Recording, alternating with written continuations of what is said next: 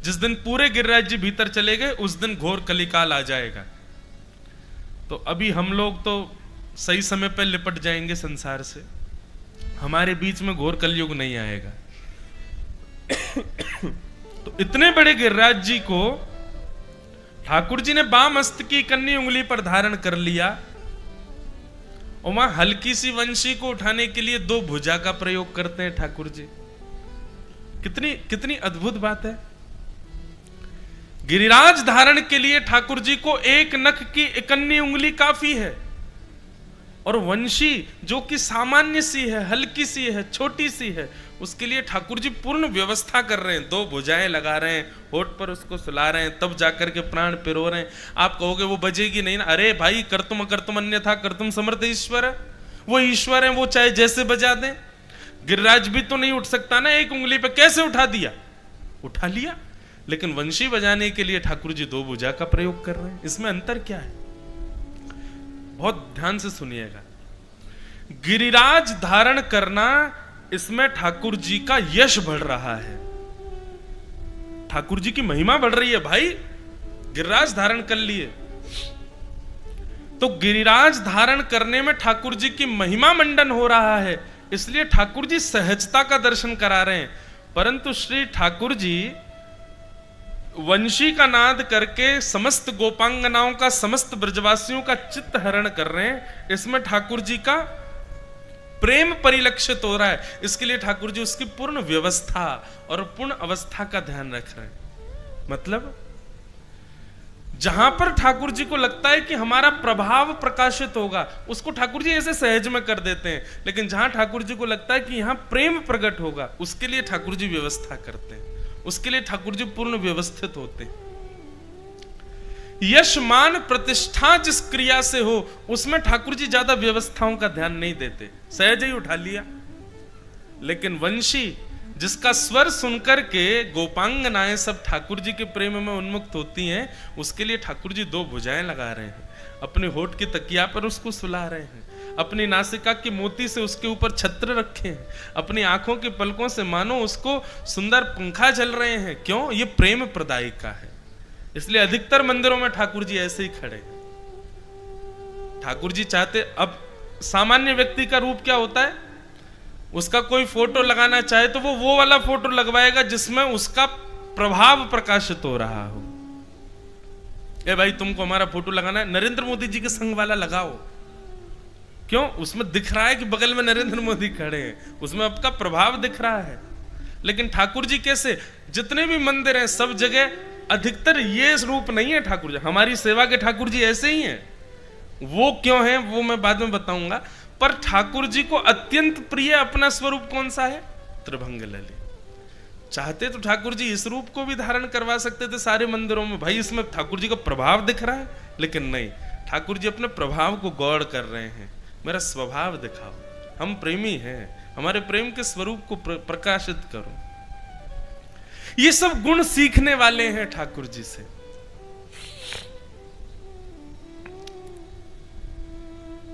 तो ऐसे ठाकुर जी ने नख पर गिरिराज जी धारण किए।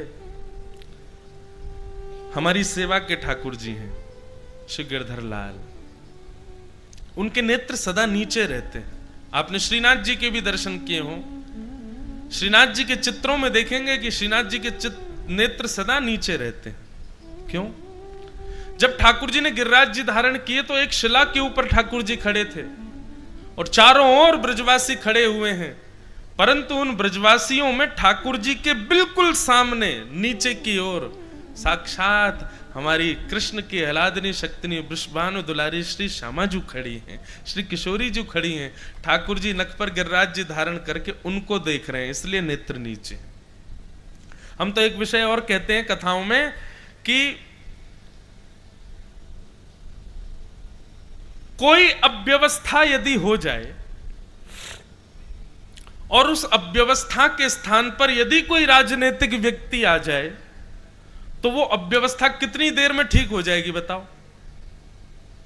मान लो रोड खराब हो गया और अचानक से यहां पे मुख्यमंत्री जी आ जाएं तो रोड बन जाएगी रात रात में, होता है कि नहीं? राजनीतिक व्यक्ति आ जाए तो व्यवस्था अव्यवस्थित रह ही नहीं सकती।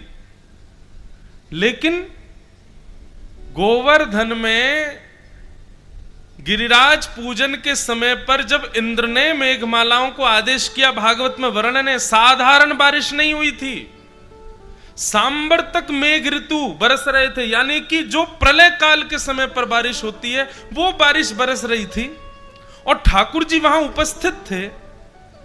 मान लिया कि इंद्र ने इतनी जोरदार बारिश की कि ठाकुर जी ने नक पर गिरिराज जी धारण कर लिए, लेकिन 7 घंटे धारण किए समझ आता, 7 मिनट धारण किए समझ आता, 7 घड़ी धारण किए समझ आता, 7 दिन 7 रात्रि तक ठाकुर जी धारण करके रखे।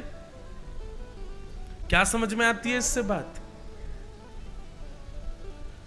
किसी राजनीतिक व्यक्ति के, किसी श्रेष्ठ व्यक्ति के स्थान पर होने पर अव्यवस्था नहीं हो सकती, लेकिन फिर भी यदि अव्यवस्था है तो इसका मतलब वो व्यक्ति ही नहीं चाहता कि ये व्यवस्थित हो। समझ रहे हैं बात को? नहीं समझ में आई अभी बात?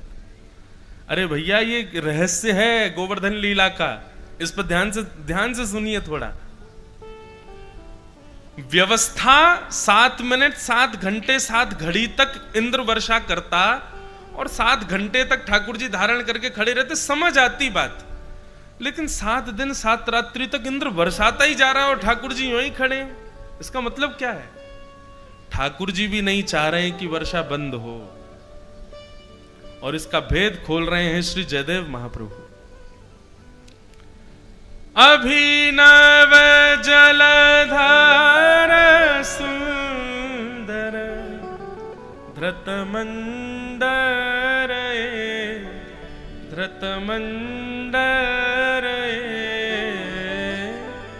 श्रीमुख चंद्र चकोर जय जय देव। जयदेव महाप्रभु कहते हैं, बोले भगवान इंद्र को तो 7 मिनट में पता चल गया था कि आप भगवान हो। जब आपने गिरिराज जी धारण किए, इंद्र को तभी पता चल गया था कि मैं गलत कर रहा हूं, ये तो परब्रह्म परमात्मा है, मैं गलती कर रहा हूं, बहुत बड़ा अपराध लगेगा। लेकिन फिर भी इंद्र 7 दिन तक बरसाता रहा। क्यों? क्योंकि 7 मिनट बाद जब इंद्र को पता चला कि आप भगवान हो और इंद्र ने वर्षा करना बंद किया, तो आपने इंद्र को इशारा कर दिया, बोले हे इंद्र वर्षा बंद मत करो, बरसाओ और जोर से। आप इंद्र ने कहा, बोले भगवान आप परब्रह्म परमात्मा है, गलती हो गई मुझसे, क्षमा कर दीजिए, मैं वर्षा बंद कर देता हूं। तब आपने कहा, बोले नहीं नहीं वर्षा चलने दो। बोले क्यों? बोले असंख्य ब्रजवासी सब मेरे आसपास खड़े हैं, सब मुझे टकटकी लगा करके देख रहे हैं, सब मुझको प्रेम भरी दृष्टि से देख रहे हैं, कोई कहीं जाने लायक नहीं बचा है, कोई कहीं जाएगा नहीं, कोई कहीं से आएगा नहीं, सब मेरे पास ही बैठे रहेंगे। और इन सब में सबसे बड़ी बात, मेरी प्राण वल्लभा जिनके मुखमंडल को देखवे के काजे मेरे नैन तरसे, वो मेरे बिल्कुल सामने खड़ी हैं, इनके रूप माधुरी को मैं देखता रहूंगा। तुम्हारे पास जितना भंडार हो सब बरसा दो ताकि मैं इनके रूप को देख सकूं।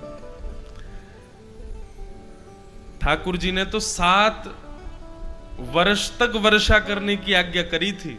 7 साल तक बरसाते ही रहे, मैं यूं ही खड़ा रहूंगा, श्री जी मेरे सामने खड़ी हैं।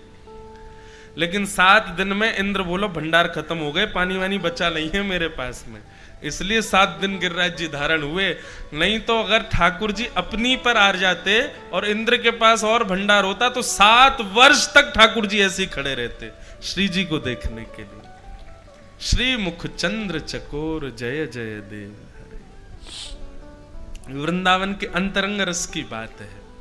मैं कहता तो हूं कथाओं में, पूरा विश्व ठाकुर जी को देखने के लिए लालायत है, पर ठाकुर जी हमारी श्री जी को निहारे, ठाकुर जी हमारी किशोरी जी को निहारे। बड़े सुंदर सुंदर पद हैं हरिदास जी के, स्वामी श्री हृदयवंश महाप्रभु जी के, जहां जहां चरण प्यारी जू के, तहां तहां मुकुट मेरो करत है छाँव रे। सदा दास हैं हमारी श्री जी के लाल जी। बंधुओं, प्रेम का निस्वार्थ रूप देखना हो तो आओ वृंदावन। लोग वृंदावन आते हैं और ठाकुर जी का दर्शन किए, लस्सी पिए, चले गए। मुझे कभी कभी लगता है ये कोहिनूर के पास आकर के उसको सामान्य शीशा समझ करके लौट गए। वृंदावन आओ तो वृंदावन रस को जानो, वृंदावन रस में प्रवेश करो। श्याम सुंदर कैसो प्रेम विराजमान करें श्री जी के प्रति, आकर के देखो हमारे वृंदावन में, तब पता चलेगी।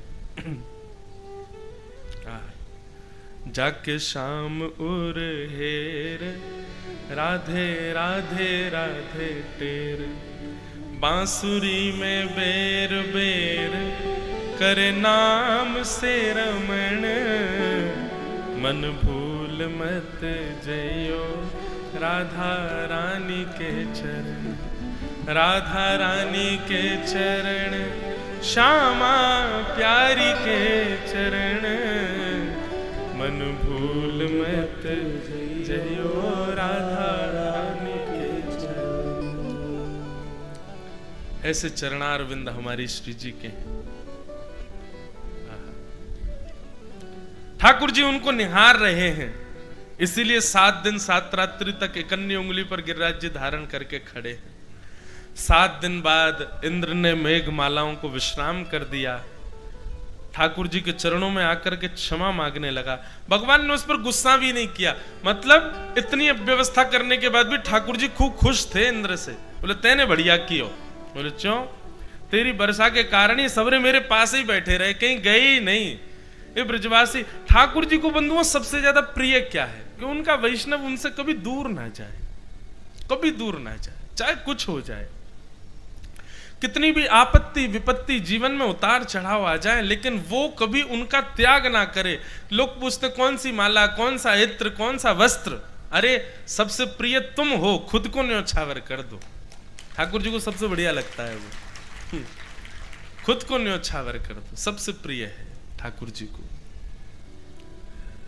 अभी आगे रासपंचाध्यायी में आएगी ये बात कि गोपियां ठाकुर जी से कहती हैं कि हमने अपना मन आपको दे दिया है नाथ, यदि आप हमको स्वीकार नहीं करना चाहते हो तो हमारा मन वापस कर दो। ठाकुर जी बोले मैं सब वापस कर सकता हूं, लेकिन एक बार अपना मन यदि कोई मुझे दे दे तो वो मन मोते वापस ना आ सके, वो मन में कभी वापस नहीं कर सकता, इसलिए स्वयं को अर्पित कर दो। ठाकुर जी को सबसे ज्यादा प्रिय। ठाकुर जी ने इंद्र पर गुस्सा नहीं किया, क्रोध नहीं किया। सब लोग ब्रजवासी ठाकुर जी को अपने कंधा पर लेकर के नृत्य करने लगे।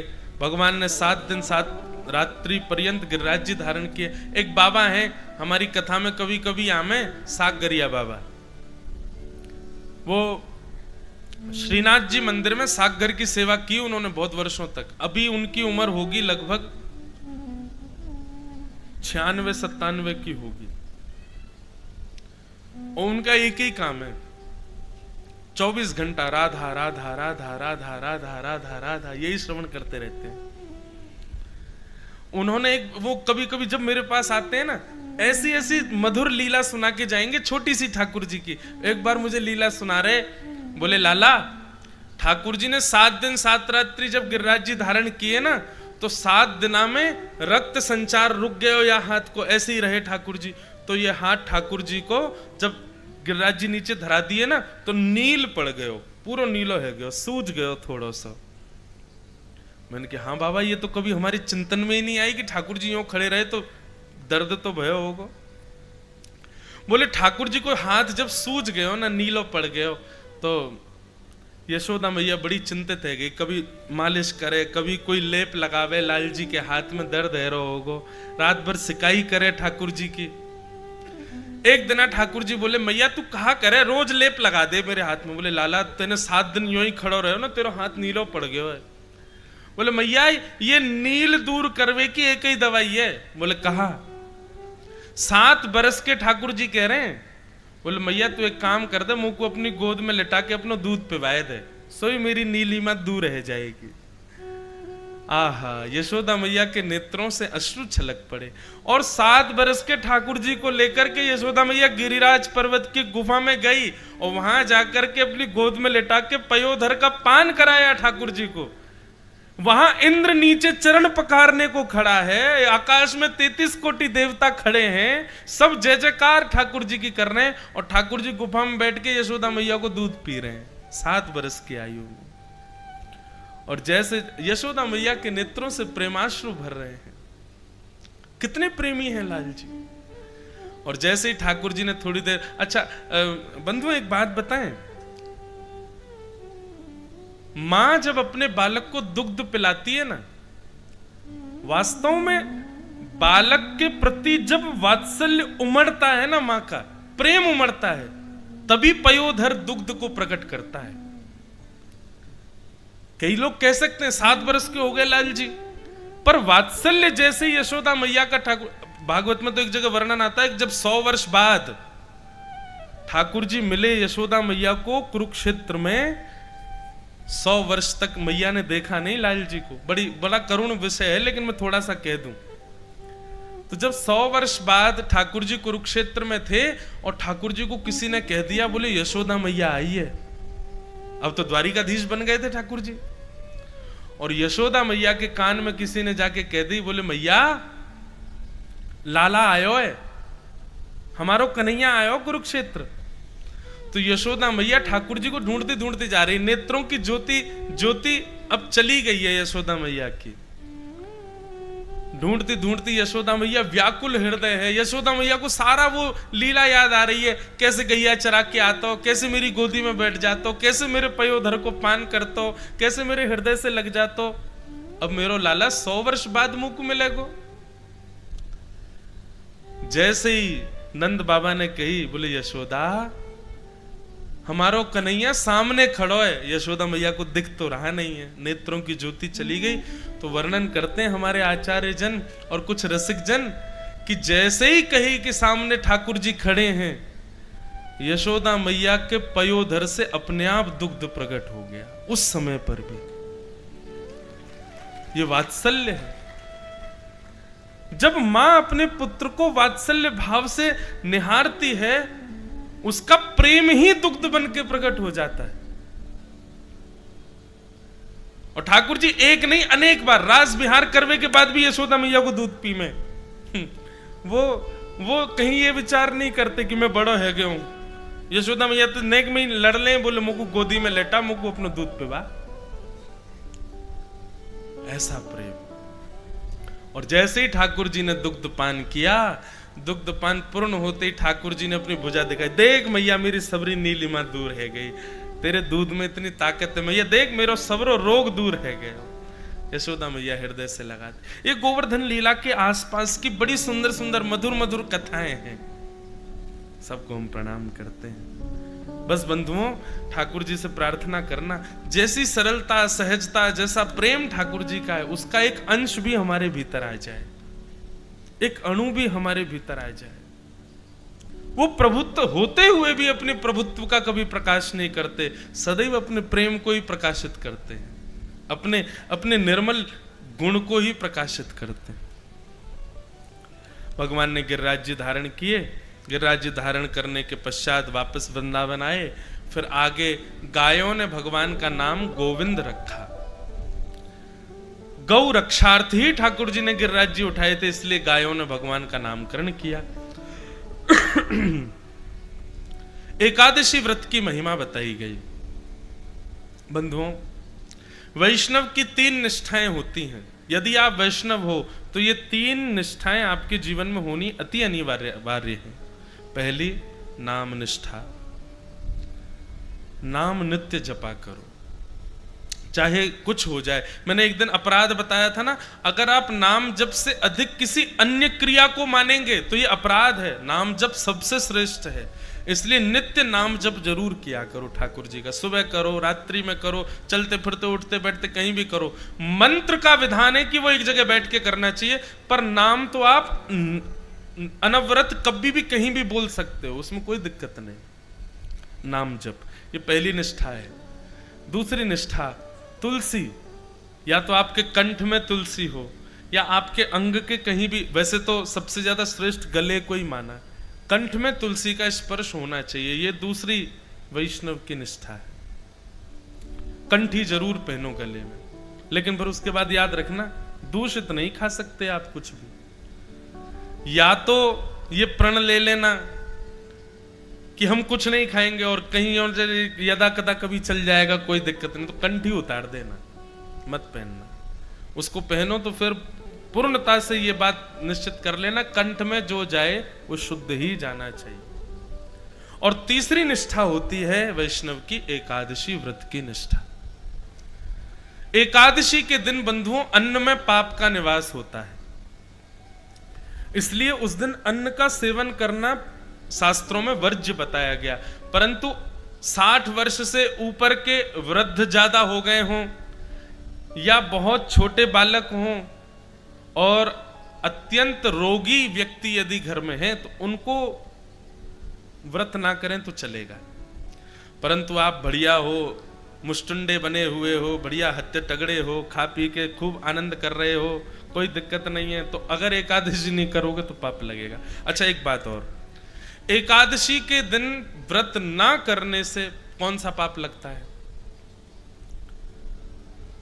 आपने जितने अपने पूर्व के पापों को गंगा स्नान से, तीर्थ यात्राओं से नष्ट कर दिया है, वो नष्ट हुए पाप पुनर्जागृत हो जाते हैं एकादशी के दिन अन्न सेवन करने से। समझ में आई बात?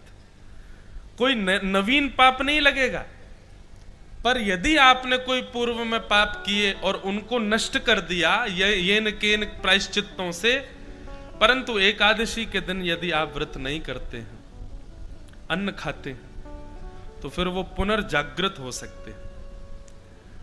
अब जिसको पता ही नहीं है उसको तो कुछ नहीं होता होगा, लेकिन अब आपको पता चल गई है, यहाँ पंडाल में जितने बैठे लोग सबको पता चल, अब तो आपको करना पड़ेगा, अब आप पे कोई और चारा नहीं है। पर बंधुओं कई बार ऐसा होता है कि ऐसे ऐसे लोग मिलने आते हैं, उनके घर वाले उनको जबरदस्ती खिलाते हैं, उनके घर वाले जबरदस्ती प्याज लहसुन बनाते हैं, क्या करें भाई? देखो, मैंने फिर वही बात कहूंगा, नाटक करना हम पे बहुत अच्छा आता है। एकादशी दिन वाले दिन ऐसा नाटक कर, हम डाइट पे हैं, आज हम केवल फल खाएंगे सुबह से शाम, हमको डॉक्टर ने कहा है।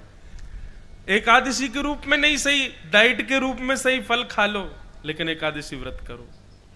एक बड़ी सुंदर कथा मैं कभी कभी सुनाता हूं। श्री नामदेव जी महाराज, वो एकादशी व्रत के इतने बड़े निष्ठावान थे, वो खुद तो करते ही थे, उनको यदि पता चल जाए कि किसी के घर में रोटी बन रही है तो उसके घर पहुंच जाते थे, चूल्हे में जाके पानी फेंक आते थे। बोले रोटी नहीं बनेगी आज, आज एकादशी है। अरे तो तुम अपने घर में करो, हमको क्यों रोक रहे हो? बोले नहीं, अगर मुझे पता चल जाएगा कि कोई रोटी खा रहा है तो मैं उसको खाने नहीं दूंगा, आज एकादशी है, आज व्रत करो। एक बार भगवान उनकी परीक्षा लेने के लिए एक ब्राह्मण का रूप धारण करके पहुंच गए, और भूख से व्याकुल ब्राह्मण, वयोवृद्ध ब्राह्मण का रूप धारण करके भगवान पहुंच गए, और नामदेव जी के द्वार पर जाकर के ऐसे गिर पड़े जैसे भूखा प्यासा आदमी। नामदेव जी दौड़ करके गए, अरे अरे अरे संत पधारे, संत पधारे, पैर धो इनके, पैर धो, चंदन लगाओ, इत्र लगाओ, माला पहनाओ। ठाकुर जी बोले, अरे भैया ये सब मत करो। बोले क्या हुआ, आप इतने व्याकुल क्यों? बोले भूख लगी है, 4 दिन से कुछ पाया नहीं है मैंने, जल्दी मुझे रोटी सब्जी दाल चावल कुछ खिलाओ। नामदेव जी बोले आज तो एकादशी है, लीजिए सेब खाइए, केला खाइए, अमरूद खाइए, सब बढ़िया सुंदर सुंदर फल पाइए, भगवान रोटी तो नहीं मिलेगी आज। अरे कैसे आदमी हो तुम, तुम्हारे द्वार पर भूखा प्यासा व्यक्ति आ गया, तुम उसको रोक रहे हो? नहीं चाहिए फल वल नहीं खाने मुझे, भाई रोटी की भूख लगी है, दाल चावल खिलाओ। नामदेव जी बोले दाल चावल तो नहीं बनेंगे, अब एकादशी है आज। अरे तुम्हारे सामने वयोवृद्ध आदमी बेचारा 4 दिन का भूखा, प्राण निकल जाएंगे मेरे, कहीं मैं मर गया तो भूख के कारण। नामदेव जी बोले अच्छा है, एकादशी के दिन प्राण निकल जाएंगे, सीधे वैकुंठ ही जाओगे आप, ठाकुर जी द्वार खोलेंगे आपका, पर आज आप अन्न नहीं खा सकते। अब तो महाराज बात इतनी बढ़ गई कि आसपास के लोग आ गए, वो सब आकर के संत का हाथ पकड़े, बोले ये तो पाखंडी है, खुद भी व्रत करेगा, जबरदस्ती सब पे थोप के व्रत करवाता है, आप हमारे घर चलो, हमारे घर चलो, वहां रोटी सब्जी दाल चावल खा लेना। नामदेव जी ने चरण पकड़ लिए संत के, बोले जाने भी नहीं दूंगा, मेरे यहां आए हो यहीं रहोगे। ठाकुर जी ऐसा नाटक कर रहे हैं कि महाराज करते करते नाटक गिर पड़े और अपना पूरा शरीर कपाने लगे। बोले अगर मुझे 2-4 मिनट में भोजन नहीं मिला तो मेरे प्राण निकल जाएंगे। सब आसपास के लोग कहने लगे, अरे नामदेव, तो तुम्हारी एकादशी तुम करो ना, इनसे क्यों करवा रहे? बोले नहीं नहीं, आप इनको बच्चों सब बैठ जाओ, कीर्तन करो, कीर्तन करो। कीर्तन गाते गाते इनके प्राण निकल जाएंगे, बैकुंठ जाएंगे सीधे।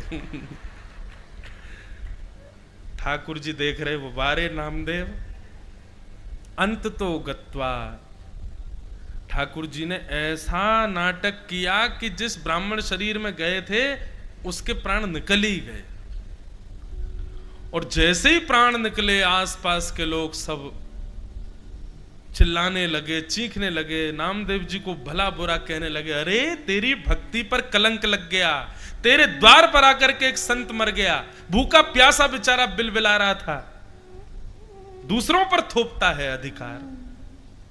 अरे जा, निकल जा हमारे गांव से, ऐसी भक्ति का क्या फायदा? नामदेव जी के नेत्रों से आंसू गिरने लगे। अपनी पत्नी से, बच्चों से बोले, हमारी वजह से इनके प्राण चले गए, पर दोष तो लग ही गया हमको, लेकिन हमने तो ठाकुर जी के नियम की रक्षा की है, कोई बात नहीं। अब अपने घर में ही आंगन में इनकी चिता लगाओ, उसमें इनको बैठाओ, और हम बच्चों सहित दोनों पति पत्नी भी इनके साथ अपने प्राण का त्याग करेंगे, हमारी वजह से हुआ। महाराज चिता लगाई, चिता पर उस ब्राह्मण के शव को रख दिया, एक तरफ पत्नी बैठी, गोद में बच्चों को ले लिया, एक तरफ नामदेव जी बैठे, दूसरे बालक को गोद में ले लिया, और हरिश शरणम ठाकुर जी का कीर्तन करने लगे। एक लकड़ी में आग लगा करके स्वयं ही उस चिता में जैसे ही लगाने लगे, चिता में अग्नि लग गई, लग करके जैसे ही वो लपट ब्राह्मण के कमर को छूने लगी, भगवान ही थे, ब्राह्मण थोड़े ही थे, जैसे ही ठाकुर जी को नैप ताक लगा, ठाकुर जी तो तुरंत उठ करके बैठ गए, और बैठ करके नामदेव जी को गले से लगा के बच्चों को गोद में लेकर के तुरंत चिता से बाहर कूद गए ठाकुर जी। सब देखते रह गए, और देखते ही देखते वो ब्राह्मण साक्षात पंडरीनाथ श्री विठ्ठल भगवान के रूप में प्रकट हो गए, और नामदेव जी को अपने हृदय से लगा करके वहां से अंतर्ध्यान। सब बोले, अरे ब्राह्मण कहां गया? नामदेव जी बोले, ब्राह्मण कोई नहीं था, वो विठ्ठल भगवान ही परीक्षा लेने आए थे मेरी एकादशी की। तो एकादशी जो है बंधुओं, ठाकुर जी को कोई फर्क नहीं पड़ेगा कि आप व्रत करो मत करो, पर उस दिन अन्न में पाप का निवास है, इसलिए शास्त्र आज्ञा करते हैं कि व्रत करो। अब देखो, हम वृंदावन से हैं, वृंदावन के कई संप्रदायों में एकादशी नहीं होती, जैसे हरिदासी, हरिवंशी, वहां पर एकादशी व्रत का महत्व नहीं है, क्योंकि वहां भाव प्राधान्य है, वहां नियम प्राधान्य नहीं है। जगन्नाथपुरी में एकादशी नहीं होती, लेकिन उसके पीछे कारण है। जगन्नाथपुरी में एकादशी क्यों नहीं होती? क्योंकि जगन्नाथपुरी में ऐसा नियम है कि वहां की रसोई में बनने वाला जो महाप्रसाद है वो कोई व्यक्ति नहीं बनाता है, कोई मानव नहीं बनाता है, स्वयं लक्ष्मी जी बनाती हैं, और लक्ष्मी जिसका स्पर्श कर दे उसमें पाप कभी नहीं रह सकता। इसलिए एकादशी के दिन आप महाप्रसाद जगन्नाथपुरी का पा सकते हो। अगर आप जगन्नाथपुरी में हैं एकादशी के दिन, तो बाहर पाओगे होटलों पे तो आपको पाप लगेगा, लेकिन मंदिर का प्रसाद आप पा सकते हो, उसमें कोई दोष नहीं। ठीक वैसे ही वृंदावन के कुछ प्रणालियों में, कई संप्रदायों में एकादशी का विधान नहीं है, क्योंकि वहां भाव ऐसा है कि कल दशमी थी, कल ठाकुर जी का भोग लगा, तो उस समय अन्न जब प्रसाद था, तो आज एकादशी होने पर वो प्रसाद में पाप कैसे आ गया? वो इस बात को स्वीकार नहीं करते। और दूसरी बात यह है कि वृंदावन के कई सेवा प्रणालियों में ठाकुर जी व्रत नहीं करेंगे, ठाकुर जी के लिए तो बढ़िया सामग्री बनेगी, और ठाकुर जी ने प्रसाद ले भोग लगा दिया तो उसमें पाप कैसे रह सकता है? इसलिए उसको पा लेते हैं। तो इसका एक ही उपाय है, जगन्नाथपुरी जाओ तो महाप्रसाद पा लो, कोई दिक्कत नहीं। वृंदावन जाओ, आप राधा वल्लभ जी से, बिहारी जी से, या ऐसे स्थानों पर जहां एकादशी नहीं है, वहां से यदि प्रसाद मिले तो उस प्रसाद का तिनका स्वरूप आप पालो, बाकी शेष आप बाद में पा लेना, कोई दिक्कत नहीं। इतनी मर्यादा आप कर सकते हो। पर आप विदिशा में रहते हो, भोपाल में रहते हो, क्या सागर में रहते हो, कहीं कहीं रहते हो जहां पर ऐसा कोई विधान नहीं है, ऐसा कोई भाव नहीं है, वहां तो एकादशी आपको करनी पड़ेगी। समझ में आई बात? तो ऐसे एकादशी व्रत का महत्व बताया गया। अब यहां से प्रारंभ हुआ रास पंचाध्याय। भगवान पिता रात्रि शरदोत्फुल्ल मल्लिका विक्षरन्तुं मनश्चक्रे योगमायामुपाश्रित। बहुत ध्यान से सुनिएगा। रास पंचाध्यायी का प्रारंभ शब्द, पहला शब्द क्या है? भगवान। भगवान की परिभाषा क्या है बताओ? इतनी कथाएं आपने सुनी हैं। बटेश्वर भागवत सेवा संस्थान हर साल यहां कथा कराता है, इतने बड़े बड़े संत यहां आते हैं। बताओ भगवान किसको कहते हैं? उनकी पहचान क्या है? अगर आप रूप स्वरूप बताओगे तो आप गलत हो, क्योंकि रूप स्वरूप तो कल एक नन्ही सी बालिका देखो ठाकुर जी लग रही थी बिल्कुल। रूप स्वरूप से तो कोई भी बन जाएगा। ठाकुर जी के 6 लक्षण जिसमें हो उसको भगवान कहते हैं। 6 लक्षण कौन कौन से? उत्पत्ति प्रलयम चैव भूतानां गति गति वेत्तिं विद्याम अविद्याम च सवाच्यो भगवान इति। सबसे पहला, जिसको ये पता है कि पृथ्वी कब बनी है और जिसको ये पता है कि पूरे ब्रह्मांड का नाश किस दिन होगा, ये 2 जानकारियां जिसके पास हैं वो भगवान है।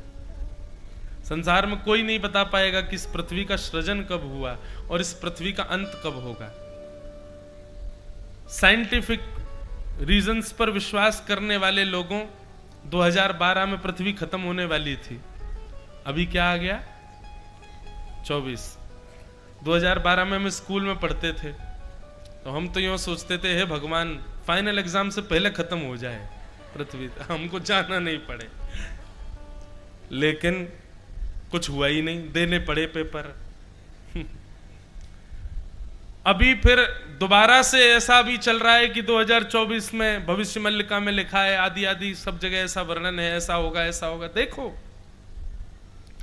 आप इसको इस रूप में मत लिया कीजिए कि पृथ्वी फट जाएगी, सब डूब जाएंगे, सब खत्म हो जाएंगे। नहीं, पृथ्वी का नाश ऐसे नहीं होगा, अगरबत्ती की तरह होगा, धीरे धीरे धीरे धीरे धीरे धीरे। वैसे हो ही रहा है, हर दिन हो रहा है। ग्लोबल वार्मिंग देख लो, अब सर्दियां खत्म होने लग गई हैं। वर्षा देखो कभी भी हो जाती है। वातावरण में ये जो परिवर्तन आ रहा है ये सब इस बात का प्रतीक है कि अब हमारी पृथ्वी नाश की ओर जा रही है।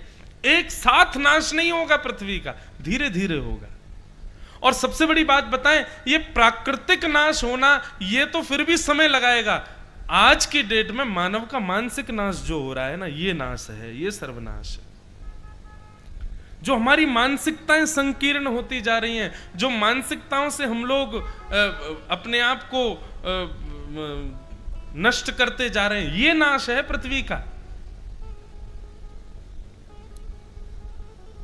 मानव अपने सुख के लिए भोजन करने में जो जीव को स्वाद आता है ना, वो केवल 6.5 मिनट तक आता है बस।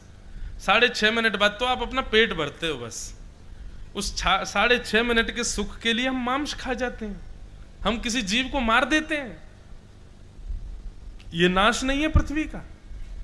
आगामी समय तो बड़ा भयावह होने वाला। मैंने एक जगह एक इंटरव्यू में बोला था और मैं आज यहां से भी बोलूं, एक समय ऐसा आएगा कि न्यूज चैनलों में इस बात की भी डिबेट चलेगी कि व्यक्ति की मरणासन अवस्था में उसको शमशान में जलाया और पृथ्वी में गाड़ा ना जाए, बल्कि जब उसकी आयु हो जाए तो उसको एक रेस्टोरेंट में बेच दिया जाए ताकि मानव खा लेगा। यह भी एक समय आएगा। बच्चे ही अपने बड़े लोगों को, जैसी एक आयु होगी उसके बाद उनको इतने लाख रुपया करोड़ रुपया में बेच आया करेंगे रेस्टोरेंट में। इतना भयावह समय आने वाला है। इसलिए मैं बार बार कह रहा हूं, हम बहुत बढ़िया सही समय पे हो गए, अब सही समय पे चले जाएंगे हम। हमारे आने वाली पीढ़ी जो होगी बहुत खतरनाक समय देखेगी। वो कलयुग बड़ा भयानक है और ये विनाश प्राकृतिक नहीं होगा, मानसिक होगा, हमारे मन से। इसीलिए कलयुग में इतने पाप होते हैं। भगवान क्यों नहीं प्रकट हो रहे? क्योंकि ठाकुर जी ने अपनी कथा भेज रखी है। भगवान के प्रकट होने पर हम भगवान से भी पूछ लेंगे कि आप अपने सिद्ध करो कि तुम भगवान हो। इसलिए ठाकुर जी ने अपनी कथा, अपने सत्संग भेज रखे ताकि इनको सुनने वाले लोगों की कम से कम मानसिकताएं बची रहेंगी, उनके मानसिक प्रभाव नहीं होंगे, उनका मानसिक विनाश नहीं होगा। तो जो ये जानता है कि उत्पत्ति कब हुई और जो ये जानता है कि प्रलय कब होगा, दो बात। फिर भूतानाम अगति गति, प्रत्येक जीव की किस क्रिया में गति है और किस क्रिया में अगति है, यह जानकारी जिसको है। आप लोग खूब गणेश वंदन करते हो, खूब मंगल पूजाएं करके कार्य प्रारंभ करते हो, लेकिन जरूरी नहीं है आप सफल होगे उसमें।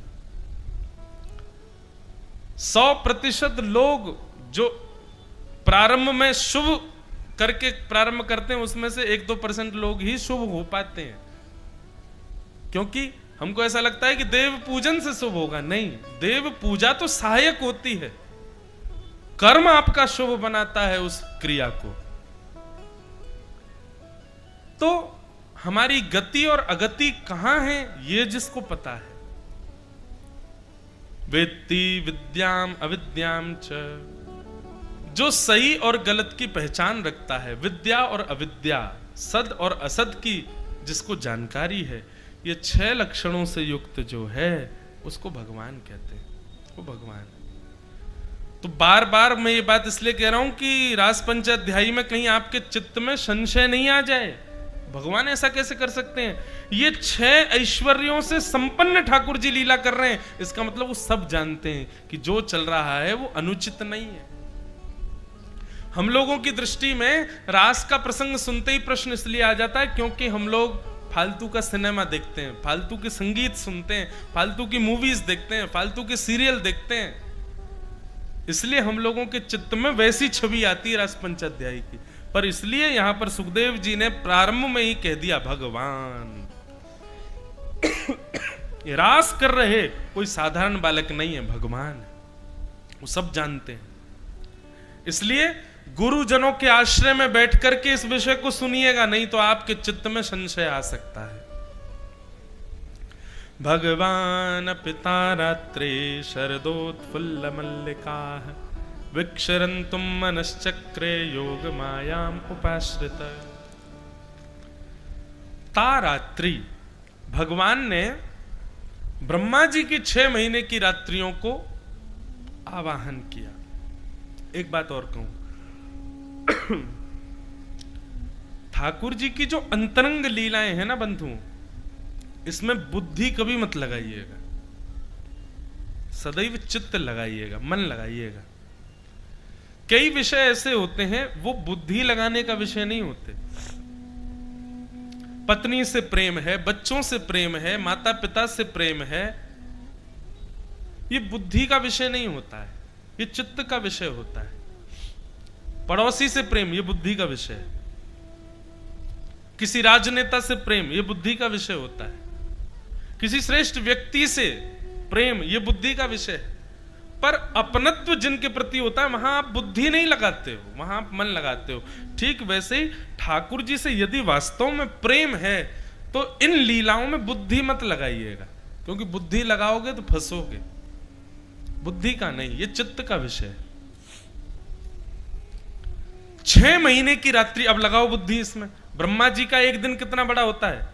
सतयुग त्रेता द्वापर कलयुग, सतयुग त्रेता द्वापर कलयुग, सतयुग त्रेता द्वापर कलयुग जब 71 बार बीतते हैं तब ब्रह्मा का एक दिन होता है। ऐसी ब्रह्मा की 6 महीने की रात्रि तक ठाकुर जी ने रास विहार किया। लगाओ बुद्धि, लगेगी बुद्धि? कभी नहीं लगा सकते। इसलिए भगवान की अंतरंग लीला बुद्धि नहीं, मन का विषय है। अब हमने इसमें मन लगा के क्या उत्तर निकाला बटुक जी? एक भाव मन में आया कि ठाकुर जी ने ब्रह्मा जी की 6 महीना की रात्रि तक रास विहार किया। इसका मतलब नंद बाबा, मतलब कलयुग, सतयुग त्रेता द्वापर कलयुग कितनी बार बीत गए होंगे, कितनी बार चतुर्युगी, कितने मनवंतर बीत गए होंगे, तब जाकर के ठाकुर जी का रास पूरा हुआ होगा। लेकिन तभी चित्त में एक बात आई कि ब्रह्मा जी की 6 महीना की रात्रि इतनी बड़ी है, ठाकुर जी ने एक साथ उसमें रास नहीं किया। ठाकुर जी ने रास तब प्रारंभ किया और आज तक और अनवरत आगे तक 6 महीना, जब तक ब्रह्मा के पूरे नहीं होंगे तब तक रास चलता रहेगा।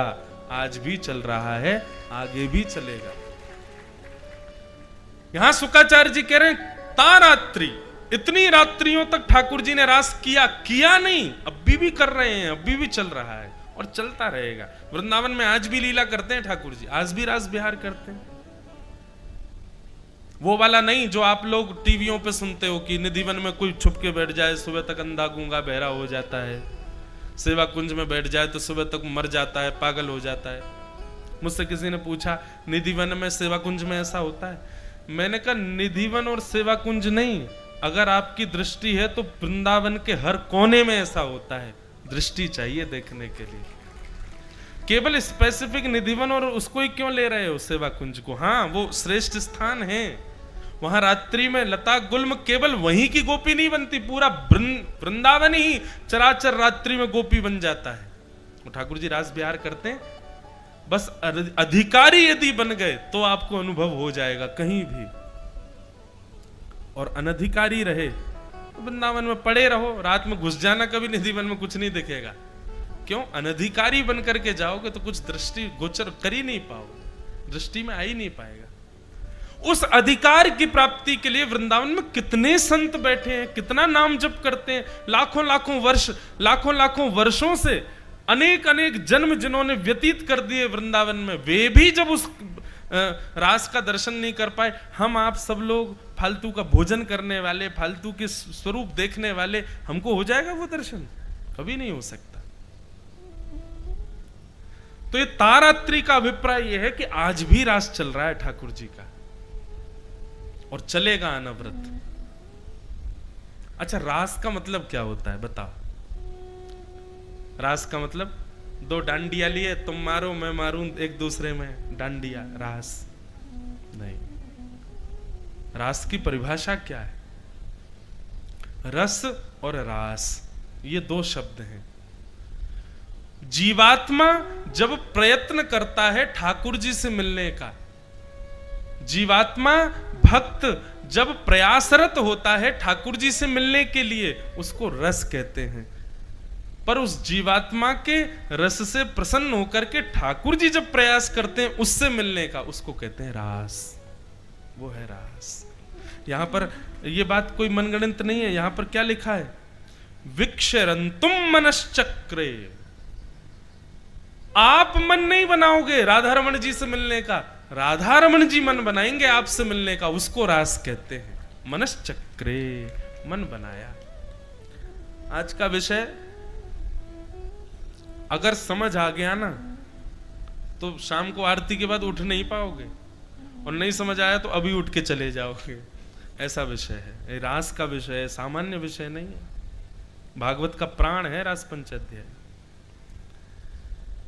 क्या समझ में आया? आप प्रयासरत हो उनसे मिलने के लिए, इसीलिए कथा में आ रहे हो, इसीलिए तिलक लगा रहे हो, इसीलिए शिखा रखते हो, इसीलिए धोती पहनते हो, इसीलिए आप एक वेश धारण करते हो, इसीलिए ठाकुर जी की सेवा करते हो, इसीलिए भोग पधराते हो, इसीलिए अपनी वैष्णवता निभाते हो। आप उनसे मिलना चाहते हो। पर एक समय ऐसा आवे जब ठाकुर जी मन बनाए आपसे मिलने का, उसको कहते हैं रास। और वो रास आज भी वृंदावन में होता है। हमारे वृंदावन के पंडित श्री गिरा प्रसाद जी महाराज गोवर्धन में, आप लोगों ने नाम सुना हो कईयों ने, पंडित श्री गिरा प्रसाद जी महाराज। तो हमारे वृंदावन में कहते सब लोग, बाबा ब्रज के तो सबरे बालक ही गोपाल हैं, बस दृष्टि चाहिए। तो बाबा कहते ये सबरे ऐसे ही बोलते रहे, ब्रज के सबरे बालक गोपाल हैं, सबरे बालक गोपाल हैं। और बोले बाबा ब्रज के सबरे बालक गोपाल हैं, और वो गोपाल यदि कभी मुकुट पहन लेना तो यूं समझ लियो पूर्ण गोपाल हैं। तो बाबा कहते बोले ये सब लोग ऐसे ही बोलते हैं, कुछ है थोड़ी ऐसी बात, अपने ब्रज की महिमा बढ़ा चढ़ा करके बोलते हैं। तो एक बार बाबा किसी रास बिहार का दर्शन करने गए। रासलीला होती है ना, तो रासलीला में आज भी बंधुओं, अगर वृंदावन से रासलीला करने वाले आए हैं तो आप लोगों को पता होगी, वे अपने ठाकुर जी को स्वरूप को वो सामान्य बालक नहीं मानते, वो बैक स्टेज भी उनको ठाकुर जी बोलते हैं, क्योंकि वो साक्षात ठाकुर जी मुकुट पहनते हैं। तो बाबा की थोड़ी रुचि कम थी, उनको श्रृंगार दिखता था, उनको मेकअप दिखता था, उनको मुकुट दिखता था। बोले कोई बालक सजा दिया है, कोई भगवान थोड़े ही है। रास में आते थे, अब सब लोगों के तो नेत्र सजल, बाबा चुपचाप बैठे रहते थे।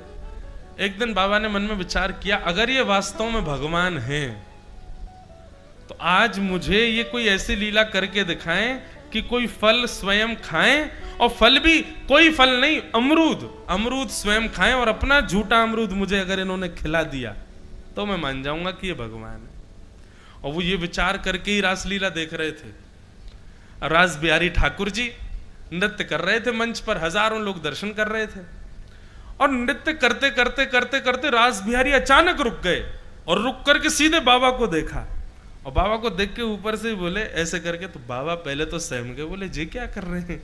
और इतने में ठाकुर जी दौड़ करके मंच के किनारे में एक थैली में अमरूद रखे थे, निकाल करके लाए, एक बार स्वयं खाया, सीधे मंच से कूदे और बाबा की गोद में जाकर बोले खोलो मुंह पाओ, कह रहे थे ना हमको पवाओगे तो मानेंगे। बाबा 2 दिन की मूर्छा में चले गए, उनको विश्वास नहीं हुआ कि साक्षात परमात्मा, ये रास है। ऐसे रास आज भी होते हैं वृंदावन में, ऐसी लीलाएं, छोटी छोटी गुप्त लीलाएं कितनों के साथ होती हैं। कभी बिहारी जी के मंदिर में कोई सांवला बालक आकर के हाथ पकड़ के ले गया किसी को, कभी कहीं कोई बैठा था भूखा प्यासा उसको भोजन दे गया कोई, कभी कोई मन में विचार कर रहा था कि बिहारी जी आज बहुत भीड़ है आपने दर्शन नहीं दिए, ठाकुर जी स्वप्न में आकर के बोल गए, बोले तुम मंदिर के बाहर बैठे थे, तुम्हारे बगल में इतनी देर में बैठा रहा तुमने देखा ही नहीं। ऐसी ऐसी लीलाएं आज भी रास बिहार हर क्षण हर पल चलता है। बस रास को आप ये मत समझा करो कि कोई गोपी के साथ ठाकुर जी नाचते हैं, तुम स्वयं एक गोपी हो, तुमसे मिलने के लिए ठाकुर जी कोई योजना बनाए, अपना अनुभव कराएं, वही रास है। वो आज भी होता है वृंदावन में।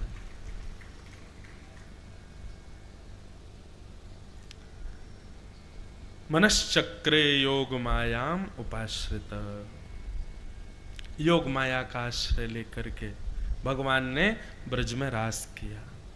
योग माया आश्रित मतलब असंख्य गोपियां ठाकुर जी के साथ रास विहार कर रही थीं। उन समस्त गोपियों ने घर छोड़ छोड़ करके सब गई हैं ठाकुर जी के पास। तो उन गोपियों का रूप धारण करके योग माया यानी कि वैष्णो देवी ब्रजमंडल में बैठी है, ताकि सब ब्रजवासी को ये लगे हमारी बहू बेटियां घर में ही हैं, पर वास्तव में वो घर में नहीं थी, सब रास बिहार में थी ठाकुर जी के साथ।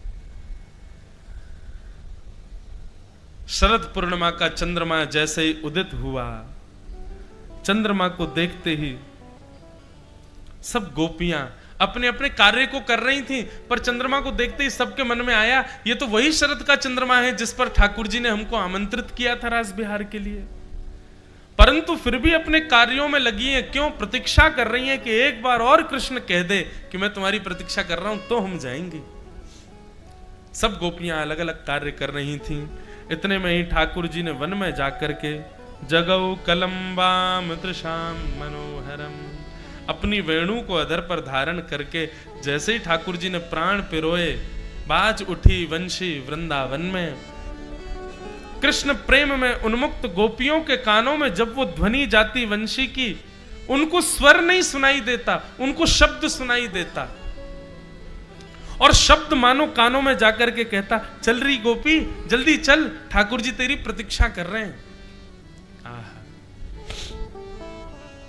बंधुओं, कई लोग कथा में आते हैं, उनको कईयों को तो ये लगता है कि एक व्यास जी ने कथा करवाई, एक व्यास जी ने कथा करी, इनने 4 बात अपनी जो इनको आती थी इन्होंने कह दी, हमने सुन ली चलो। पर कई लोग कथा में बैठते हैं, उनके नेत्र बंद हो जाते हैं, उनको ये नहीं लगता कि व्यास कौन है, इसका नाम क्या है, इसका रूप कैसा है, करा कौन रहे हैं, कर कौन रहा है। वो तो बस ये सोच करके सुनते हैं कि मैं एक गोपी हूं और ठाकुर जी भक्ति के पथ पर स्वयं से मिलाने के लिए एक मार्ग मुझको अपनी व्यासपीठ से बता रहे हैं। कई लोग इस प्रकार से कथा सुनते हैं, आके बोलते हैं, बताते हैं, बोले महाराज जी हमको तो ऐसा लगता है आप हमको ही सुना रहे हो कथा। कई बार आप प्रश्न सोचते हो, अपने आप व्यासपीठ से उत्तर आ जाता है बिना पूछे। इसका मतलब क्या है? ये रास बिहार ही है। इन्हीं छोटे छोटे अनुभवों को रास कहते हैं। गोपियों को वेणु की ध्वनि नहीं, शब्द सुनाई दे रहा है कि कृष्ण पुकार रहे, चल गोपी जल्दी आ, मैं तेरी प्रतीक्षा कर रहा हूं। और गोपियां जहां जिस कार्य में थी वहीं उस कार्य को छोड़ करके दौड़ी हैं ठाकुर जी से मिलने के लिए। द्विहंत्यो भी अयुः कश्चित् दोहम हित्वा समुत्सुका पयोधिश्रित्य संयावम् अनुद्धास्या पराययो।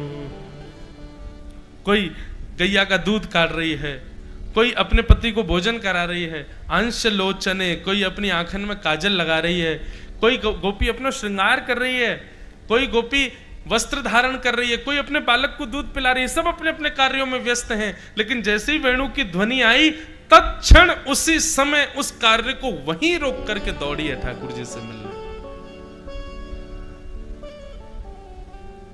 गोपियां ये भी विचार नहीं कर रही हैं कि हमारे वस्त्र अस्त व्यस्त हैं, हमारा श्रृंगार अस्त व्यस्त है, हमारे कार्य अस्त व्यस्त रह गए हैं, क्या कहेंगे घर के लोग, क्या कहेंगे लोक लाज। नहीं, कुछ विचार नहीं कर रही, दौड़ रही हैं सीधे। सुखदेव जी के मन में प्रश्न आ गया, परीक्षित जी के मन में एक संशय आ गया, और परीक्षित जी महाराज कहने लगे, भगवान ये गोपियां भगवान को काम भाव से भजने जा रही हैं, मिलने जा रही हैं, ये दोषी नहीं है गोपियां। सुखदेव जी महाराज को एक क्षण के लिए क्रोध आ गया, और सुखदेव जी महाराज बोले, परीक्षित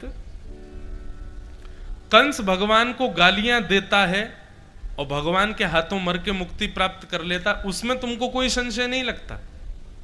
शिशुपाल 100 गालियां रोज ठाकुर जी को देता है, उसमें आपको कोई आपत्ति नहीं होती, लेकिन गोपियां ठाकुर जी से प्रेम करती हैं, इसमें सबको आपत्ति हो गई कि ये भगवान ऐसा कैसा कर सकते हैं। मतलब कोई गाली दे, बैर करे, उनसे दुश्मनी माने, तब हमको चित्त में प्रश्न नहीं उठता, लेकिन गोपियां जब उनसे प्रेम कर रही हैं तो हम इतना संशय कर रहे हैं, ये कैसे हो गया, ये कैसे संभव हो सकता है। आप प्रेम को दोष मानते हो कि गुण मानते हो? दोष मानते हो तभी तो मन में चित्त में संशय उत्पन्न हो रहा है। अरे परीक्षित, तुम कहते हो कि गोपियां प्रेम करती हैं ठाकुर जी से, पर मैं कहता हूं कि मुतादोक्षज प्रिया, ये ठाकुर जी से प्रेम नहीं करती हैं। ठाकुर जी से कोई प्रेम कर ही नहीं सकता। यदि ठाकुर जी से कोई प्रेम करता है तो वो तभी करता है जब ठाकुर जी उससे प्रेम करते हैं। कि मुतादोक्षज प्रिया, मैं कितनी बार कथा में कह चुका ये बात। यदि ठाकुर जी आपको प्रिय लग रहे हैं तो इसका मतलब ये नहीं आपको लग रहे हैं, आप ठाकुर जी को प्रिय लग गए हो, इसीलिए आपको वो प्रिय लग रहे हैं। आपकी इतनी सामर्थ्य कहां जो आपको ठाकुर जी प्रिय लग जाए। अरे परीक्षित, ये गोपियों को ठाकुर जी प्रिय लगते हैं, इस विषय को अलग करो। मैं कहता हूं जगत नियंता जगदाधार को गोपियां प्रिय हैं, इसलिए वो रास कर रहे हैं।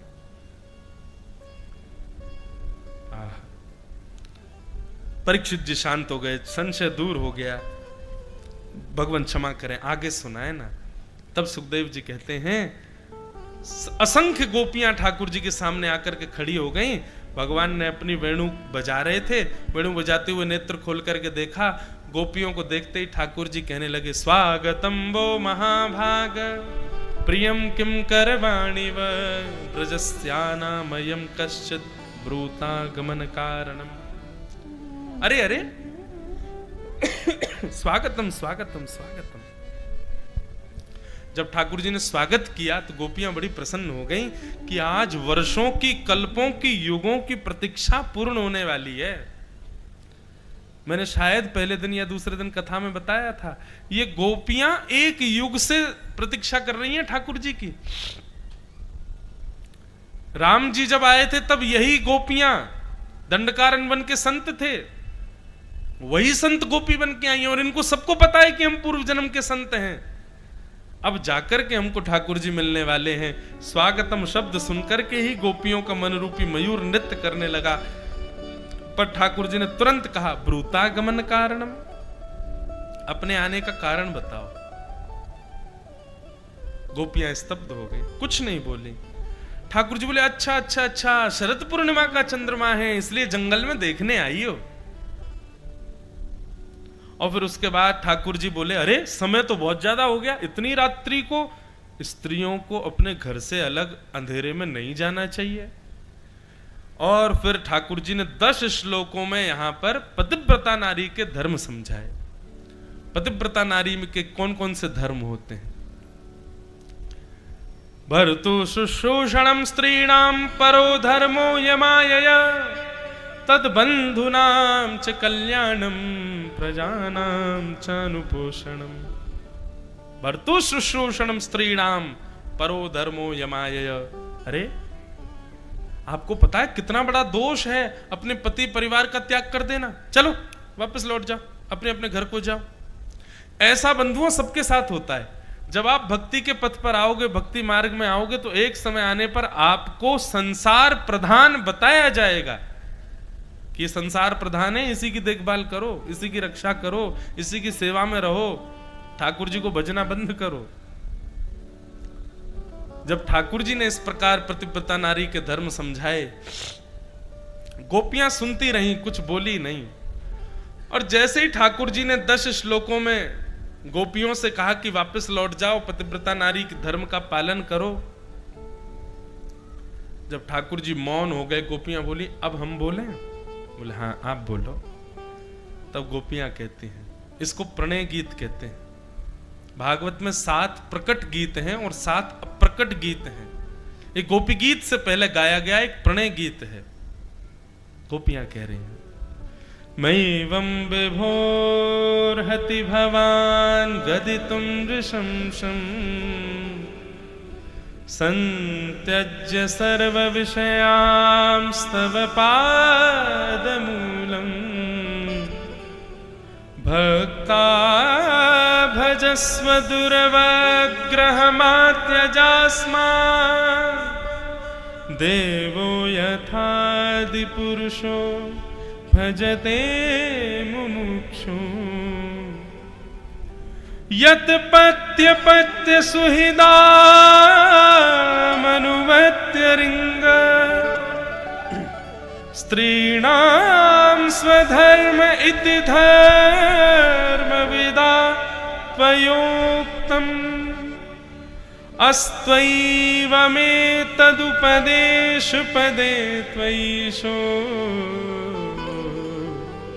पृष्ठो भवांस्तनुभृतां किल बंधुरात्मा। बंधुओं, एक बात बहुत ध्यान से सुनना।